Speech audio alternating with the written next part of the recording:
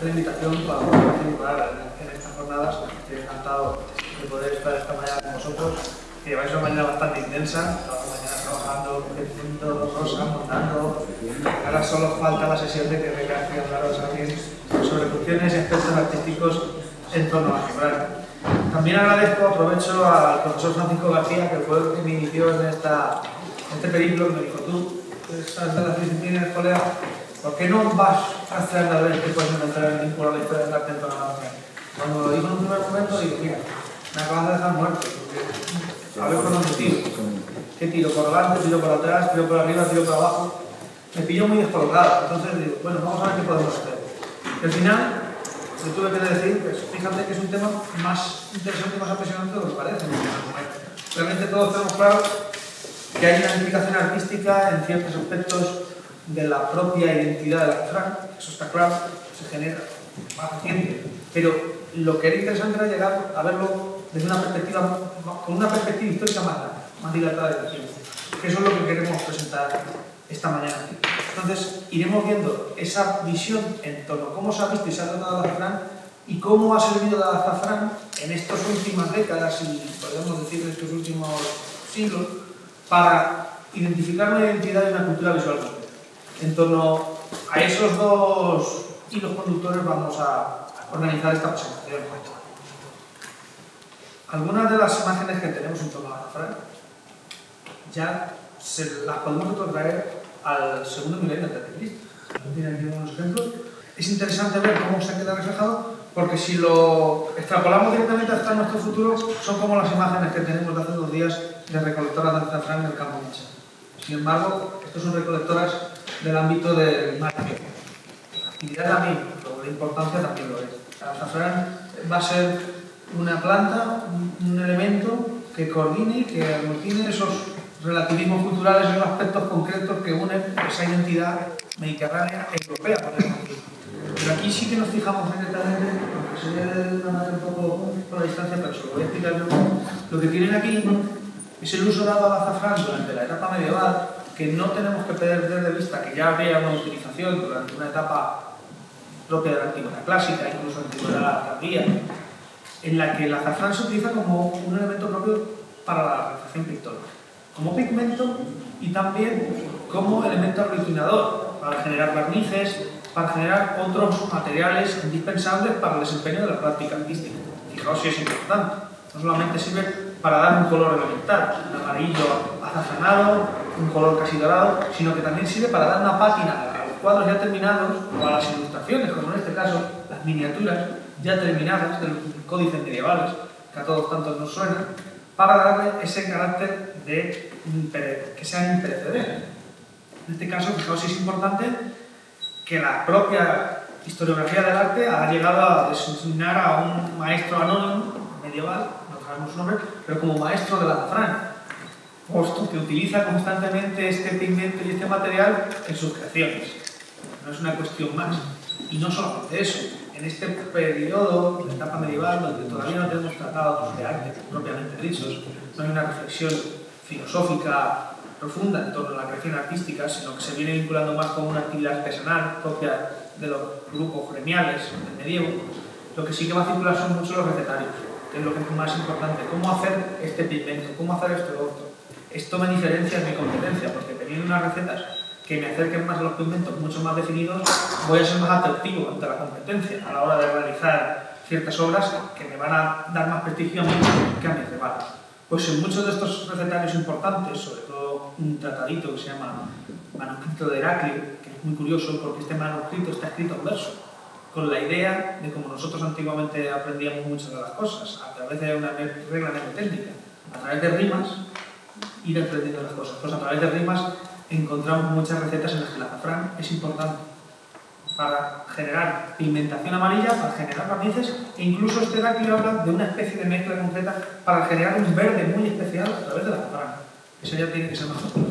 Sí que conozco grupos de investigación de algunas universidades que se han dedicado a estas técnicas medievales, tratar de darles uso hoy en día, y el azafrán está presente en sus mezclas. Esto en cuanto a lo referente al medievo, pero es que si avanzamos ya casi, estamos en los albores del Renacimiento, el primer tratado, que todavía tiene un seguimiento muy medieval, pero ya rompe un poco con esa tradición y busca hablar de la figura del artista frente al artesano, ya en el ámbito italiano, 400, en el tratado de Cimino Cimini, el libro de arte, dedica varios apartados a explicar la importancia que tiene para los pigmentos el azafrán, sobre todo para destacar el amarillo. Luego, es una tradición que vemos diseñada en pequeños manuscritos a lo largo del medievo y que se recoge frecuentemente en una etapa tan importante ya como los autores del Renacimiento italiano. Luego, no es una cuestión que pase inadvertida a ninguno de estos artistas y el azafrán va a estar integrado dentro de los talleres de arte en todo el contexto europeo. Tanto en la parte sur, en el ámbito meridional, Italia, España, sin pasar a la vista, porque también los talleres españoles, a nivel de monasterios, a nivel de cualquier otra localización, utilizan el azafrán, sino también en los talleres del norte, donde se utiliza mucho. Obviamente, el uso del azafrán en los talleres españoles no debemos perderlo de vista. Ya el año pasado, en las conferencias que tuvieron lugar en la Facultad de Humanidades de Albacete, se habló de ese uso dado en la península durante el contexto islámico por los propios musulmanes. Contexto en el ámbito gastronómico y contexto que todavía está por investigar y por desarrollar en las técnicas y los pigmentos utilizados por los propios artistas musulmanes aplicada a las decoraciones de sus propios espacios arquitectónicos, de sus propias obras de arte. Ahora, todavía la profundidad y lo que hay que mostrar aún en ese ámbito. Fija, vámonos ya al siglo XVII, avanzando, dando esos saltos, y todavía continuamos con esos recetarios y con esas ideas ya algo más evolucionadas, donde hay un debate entre la figura del artesano y el artista, pero que en el caso español son muy interesantes porque recogen toda la tradición del Renacimiento y ya en el siglo XVII, en tratados como el de Vicente Carducho, un florentino que viene a trabajar al Escorial junto a su hermano, Bartolomé, empiezan a generarse de nuevo esa necesidad de tener presente el azafrán en el recetario artístico. Él recoge las recetas igual que Cimino Cimini y además nos habla de otros usos diferentes para aguadas, para diferentes barnizados, que siguen, por lo tanto, dando ese valor en un ámbito tan importante como la Corte de Madrid y la Escuela de Pintura madrileña, que va a hacer que el azafrán esté tan presente. Y esto ya es otro trabajo posterior que se puede hacer. Si vamos mirando los cuadros de las escuelas madrileñas del siglo XVII y vamos fijándonos en los tonos azafranados, en los amarillos que están presentes en muchas de sus composiciones, la base de muchos de esos colores sigue siendo el azafrán. Y en la escuela madrileña están muy presentes. Pero no solamente eso, ya nos vamos al ámbito de la escuela andaluza, es mucho más importante todavía Francisco Pacheco y su arte de la pintura, para entender esa composición artística en la zona meridional de España. Las menciones son exactamente muy parecidas a las que hace el propio Carducho. Sin embargo, aquí ya incluso incluyen connotaciones de interpretación artística en torno al azafrán, vinculando al azafrán como un color poco decoroso. El término del decor, de cómo se debe representar una figura, por ejemplo, religiosa, acorde a la altura de esa figura, pues no puede vincularse una figura religiosa al color amarillo porque sería una cuestión indecorosa, al color azafranado. Y diréis, ¿y por qué? Pues ahora pongo un ejemplo de cómo Pacheco, también en esos debates iconográficos es muy consecuente. Es uno de los primeros que reflexiona en torno a por qué los crucifijos, los cuadros de Cristo crucificado, deben llevar 4 clavos y no 3.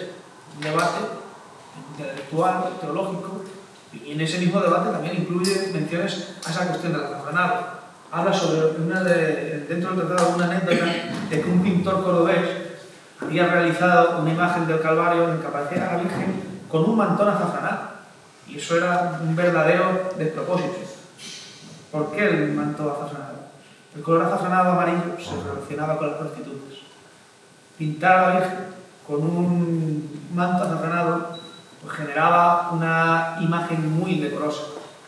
Una cuestión en la que hemos profundizado de esa vinculación del color amarillo a la prostitución se puede rastrear analizando casos directamente de la literatura del siglo de oro, de la literatura general del contexto europeo e incluso fuera de nuestro contexto, ya incluso en el ámbito anglosajón. Esta serie de grabados de William Hogarth es muy interesante, donde se habla sobre una prostituta, es la historia de las prostitutas. Y hemos encontrado uno de estos grabados, que son en blanco y negro, monócromos, pero uno de ellos coloreado posteriormente, y fijaos, la toga de la prostituta es amarilla. O sea, esa idea, estamos hablando ya a finales del siglo XVIII, pero es una idea que perdura, ya está latente a mediados del siglo XVII, anteriormente del siglo XVI, y que Pacheco recoge para que no se hagan esos despropósitos iconográficos.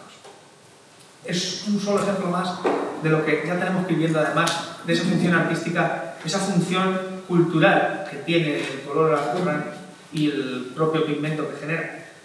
Iremos viendo más elementos propios, ya no del azafrán como un elemento cultural, sino como un elemento simbólico, las funciones simbólicas que tiene la imagen del azafrán. Pero eso lo veremos un poquito. He traído algunos ejemplos más del tratado, no me voy a cansar, para que vean la pervivencia que tiene en el contexto español. El tratado más importante, quizá, que se genera a comienzos del siglo XVIII es el Museo Pictórico y Escala Óptica de Antonio Palomino, cordobés. Es un teórico muy importante que además realiza el primer libro de vidas de pintores y escultores de España, imitando lo que hizo Giorgio Vasari en 1550. Se fija, por así decirlo, la historia del arte español, intenta generar ese inicio de la historia. No tanto la historia del arte español, sino como la historia de la vida de los artistas, que está en consonancia con recoger el legado de la historia del arte. Pues aquí también hace esas menciones al uso del color y algunas menciones a cuestiones de expresión, de cómo se tienen que representar algunas expresiones dentro de los cuadros, algunas normas y leyes en las que se le debe dar cierto toque azafranado a los rostros para presentar algunas características concretas. Aún todavía la pervivencia de ese azafrán, que la rastreamos incluso en manuales ya del siglo XIX. ¿Qué va a ocurrir? Con la llegada de los colores artificiales a mediados del siglo XIX, donde los pigmentos se compran directamente en las tiendas, esa idea de hacerse los propios pigmentos va a decaer por lo tanto las recetas tradicionales en las que el azafrán tenía un valor importante y vamos a ganar en otros aspectos. El propio pintor va a poder directamente coger su caballete y sus pinturas e irse a pintar a la montaña, algo que antes no podía hacer, porque tenía que estar vinculado a su taller donde tenía todos los artilujos. Sin embargo, ese uso del azafrán va a ir poco a poco desapareciendo a la hora de generar esos pigmentos naturales. Veamos ahora, dando un cambio, esa visión simbólica que luego nos va a llevar a esa visión de la identidad visual del azafrán. Pero en un primer momento, ¿de qué manera se conoce el azafrán, además de las imágenes que hemos visto ya hace 2000 años en las islas de Creta? Pues a través, obviamente, de la historia natural, de recetarios, por la función médica que puede tener. Gracias a esas descripciones médicas científicas tenemos representaciones visuales. Aquí tenéis un ejemplo de un tratado alemán de 1560, donde se describe perfectamente en una entalladura, un grabado en madera, la planta del azafrán, sin ir más lejos. Una cuestión totalmente científica. En este caso es un manuscrito lo que tiene, donde se recoge también la planta que ha sido entallada y ha sido coloreada a mano, dándole ya pues, otra dignidad y otra manera de presentar la planta. Y sin embargo aquí, en un contexto muy parecido al que veíamos hasta ahora, lo que vemos la planta es integrada en un discurso intelectual y humanista. La planta del azafrán, vinculada a unas pequeñas octavas, a unos versos, y en un ámbito urbano al fondo, ya no sirve no solamente para destacar la planta del azafrán, sino para intentar dar una visión emblemática de esa circunstancia.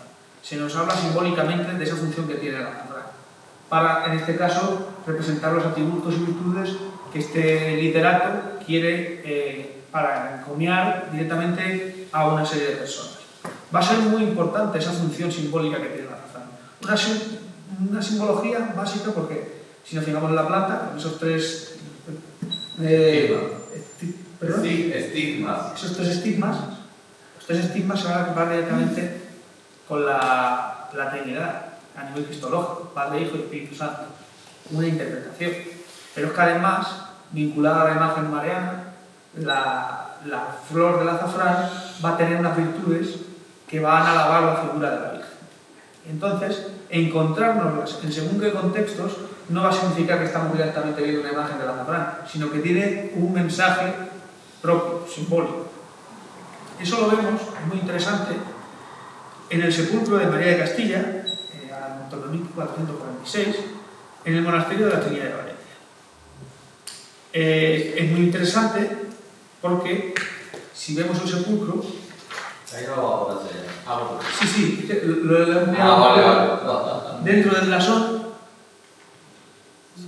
se representa con esa idea de la Trinidad vinculada a las virtudes que tiene esta reina, la imagen del azafrán. Luego hay una lectura simbólica que si la vamos... Esto es solo un ejemplo.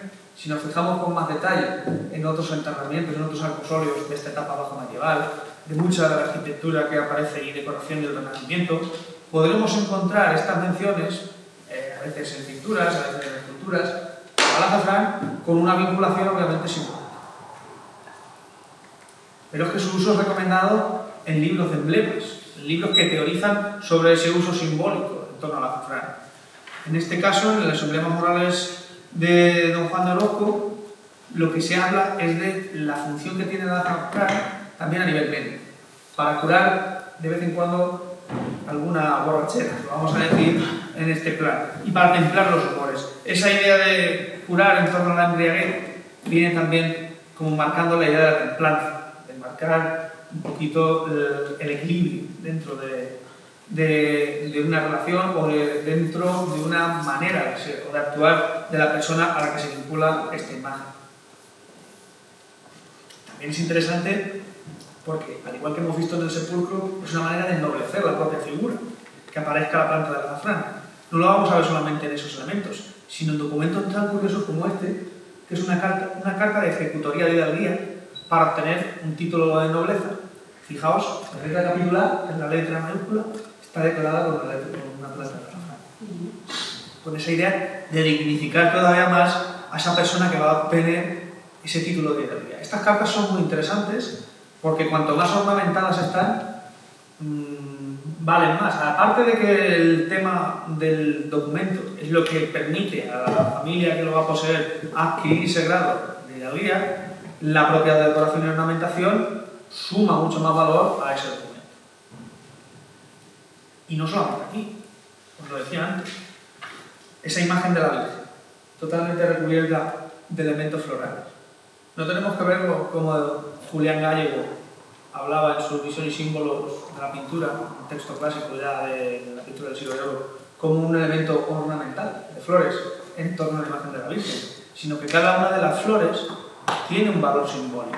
Si ahora nos ponemos a contar las letanías de la Virgen o los diferentes elementos propios que aparecen en los cuadros de la Inmaculada, cada uno de estos elementos nos genera una serie de atributos que hablan del beneficio o de las capacidades y características que ensalzan la figura de la Virgen. Y eso ocurre también aquí, donde aquí ahora mismo lado, está muy lejos allí en negro y aquí no veo bien, pero también tenemos la imagen de la azafrán. Todo esto propiamente dentro de la cultura humanística de la Edad Moderna y dentro de la cultura artística del barroco y posteriormente durante la Ilustración se irá diseminando.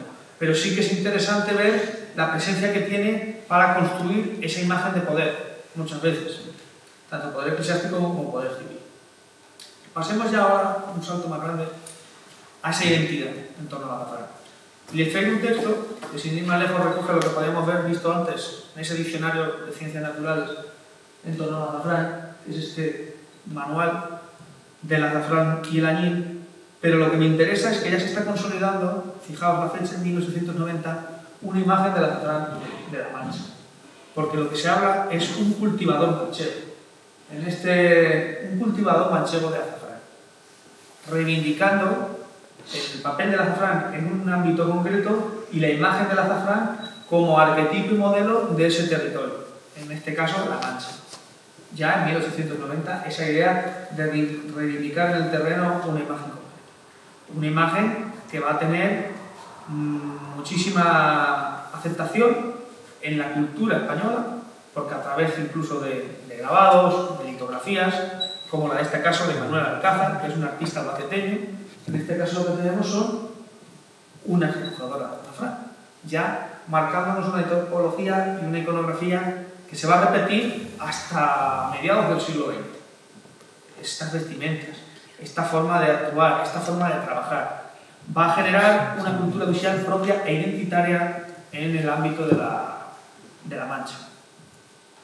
Estas imágenes, fijaos, aparecen en revistas científicas, de divulgación artística, que tienen mucho recorrido en el ámbito europeo, pero también llegan a Nueva España, a Latinoamérica. La difusión de la imagen es muy importante. Imágenes, como les decía, que repiten unos modelos que luego más adelante con la fotografía van a continuar perviviendo. Por ir avanzando un poquito y no retrasarme, lo que tenemos es una consolidación de una imagen a través de esos grabados y de esas fotografías y de una identidad característica e inherente al ámbito manchego. No solamente eso, la obra total de arte que podríamos denominar la mezcla de música, de elementos artísticos, que la tenemos a través de las zarzuelas, va a reivindicar todavía más esa imagen, la rosa del azafrán, a través de la representación artística, pero también a través de las vestimentas que se caracterizan y la escenografía y todo el detalle es muy importante a la hora de caracterizar una imagen que ya no nos resulta tan extraña. Poco a poco se ha ido consolidando en el imaginario de la gente. Algunas imágenes más y ahora pasemos mínimamente para poder ver ese reflejo en el mundo pictórico, esa evolución de las artes ya en esas primitivas vanguardias artísticas, todavía muy presente la función del azafrán y la imagen del azafrán. De hecho, hay un grupo artístico, la Colla del Azafrán, que va a utilizar, un grupo del ámbito levantino, el azafrán como elemento característico, esa pátina de color amarillento, de ese color dorado, que va a ser característico de estos pintores, que van a utilizar y van a impregnar sus imágenes, dando también por sentado la expansión de esa idea del azafrán vinculada al mundo pictórico.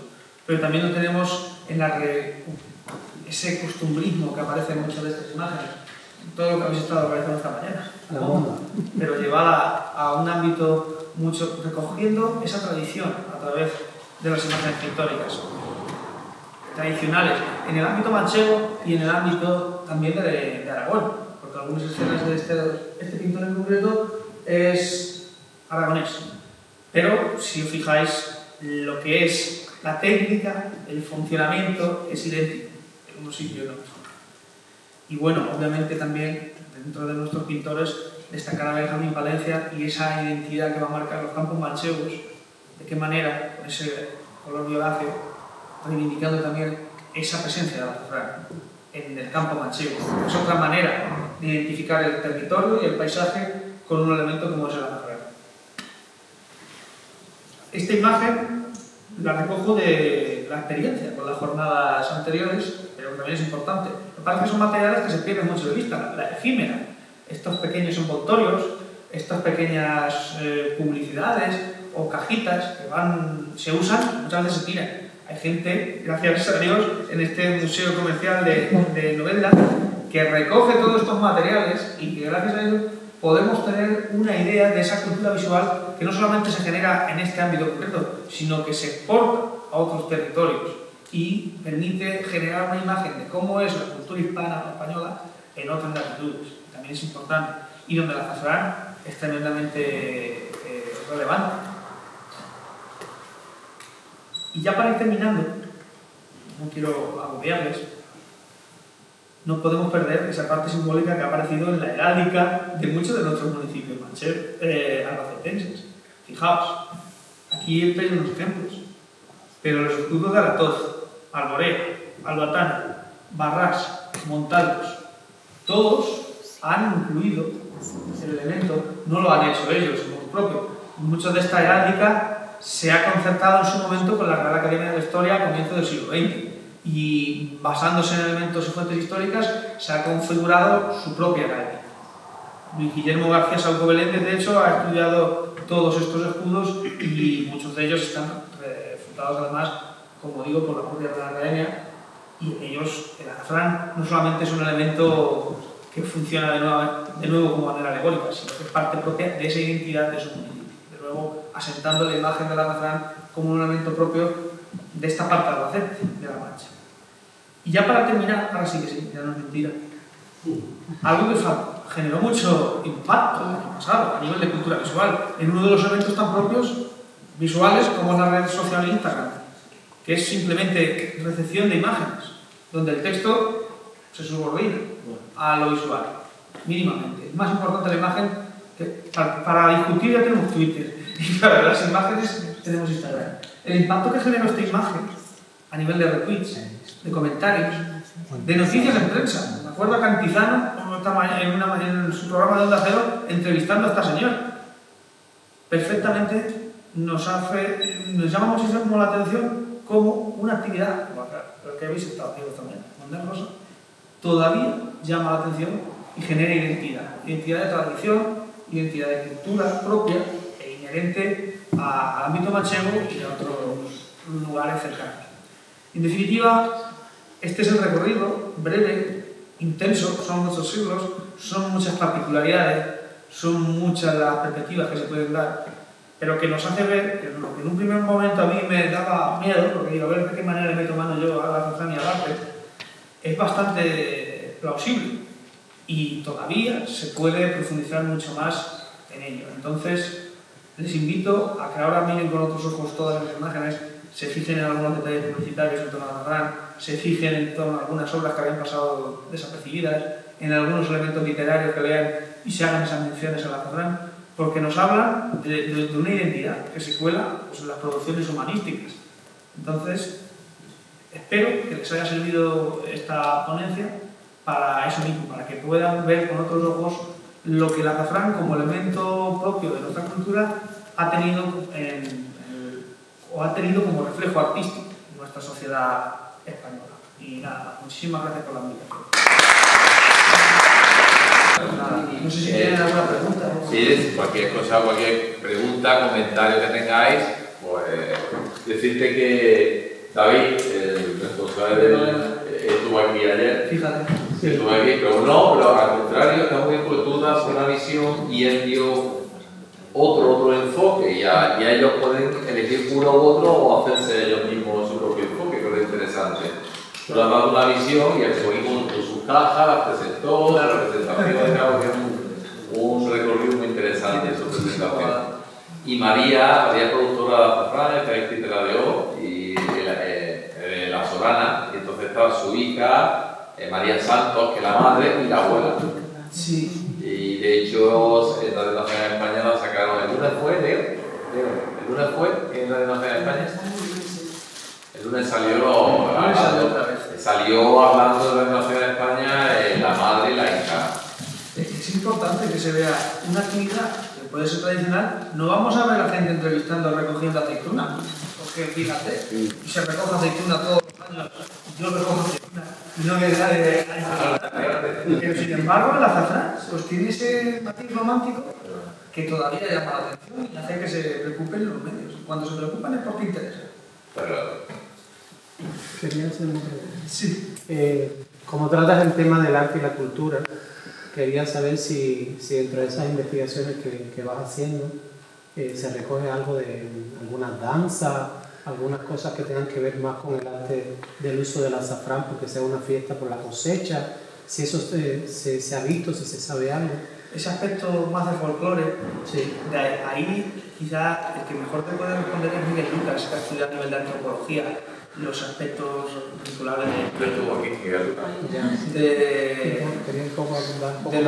claro, yo personalmente no lo he visto, pero sí que es cierto, claro, muchos de estos aspectos son cultura inmaterial que se va aprendiendo de generación en generación y no se recoge muchas veces en soportes físicos, en documentos, que es lo que al final los historiadores trabajamos.